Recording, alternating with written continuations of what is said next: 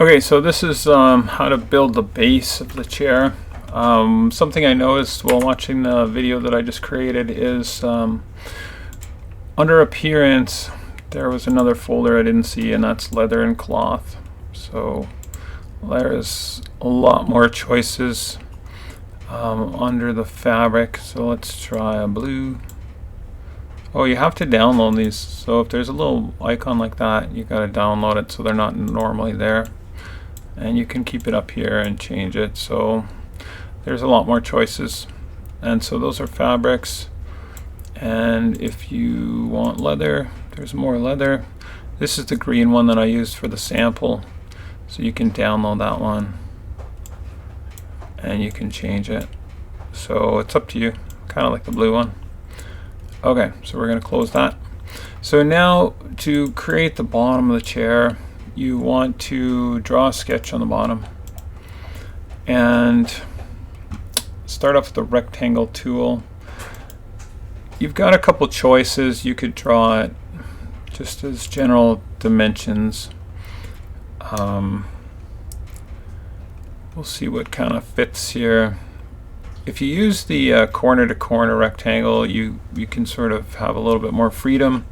We probably want to make it by, let's go 340, and we'll tab over and we'll make it 300, and we'll hit enter.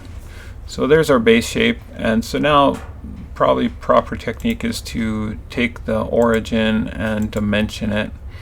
So if our shape is 300, you could actually click on your measurement and then just hit divided by 2, and that naturally centers it. You can click on your measurement if you can't see it. Now for this one, we don't want it centered. So if you move our measurement out, we're 340.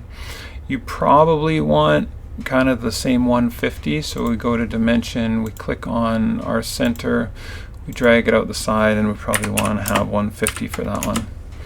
So again, when the cushion pushes in, you might have a sharp edge, but we're going to probably fill out that later.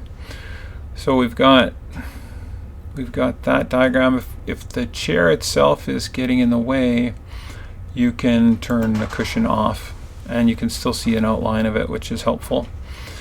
For the next part, you can do an offset, and you can click on the rectangle and drag it in. Now I tried to do this last video and it was horrible, so let's try it again. Why not? We're going to go inch in. This time we're not going to use millimeters.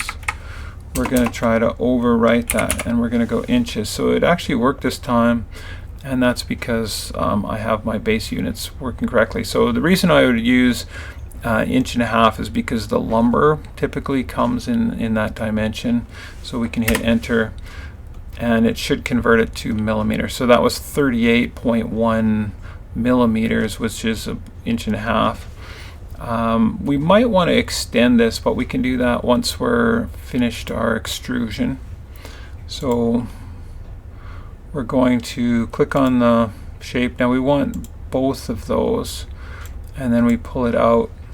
And so we can do the same trick that we did before with the inches. So we could go 1.5 inches and hit enter, and then that creates our base shape.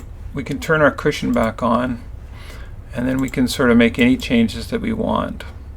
So the front of the chair looks all right.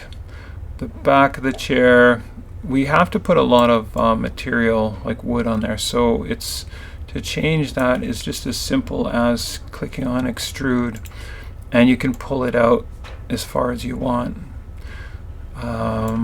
You could also put a curve shape in there if you want. So we're going to keep join there, and then on the inside, remember that there's a piece of plywood on the bottom of the cushion, so that's going to form some structural components.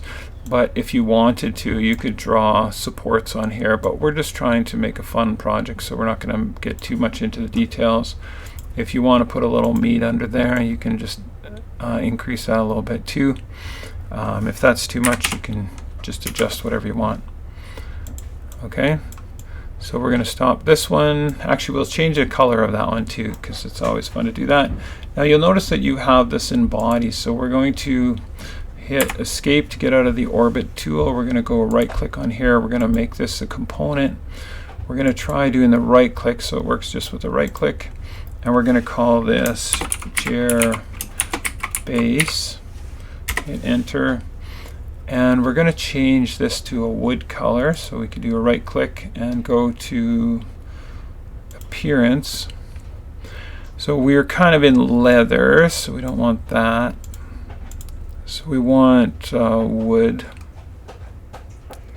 So alphabetically wood is the bottom. Let's see what's in there. So I kind of like this cherry color. It seems to work. Mahogany is a little darker. And so we can close it at that point. So that's what we got. We got the cushion and the base, and we'll stop there.